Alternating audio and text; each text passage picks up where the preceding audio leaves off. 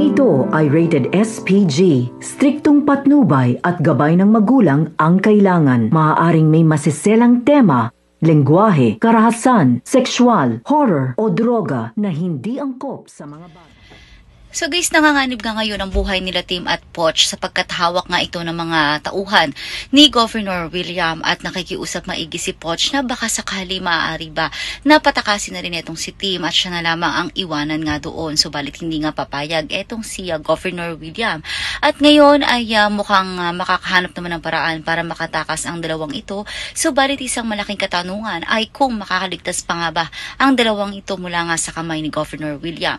Samantala alam na nga ng lahat ang tungkol sa lihim ni Castrodes at ni William dahil kadamay din pala ito sa paggawa ng mga masasama sa mga estudyante dito nga sa Northford.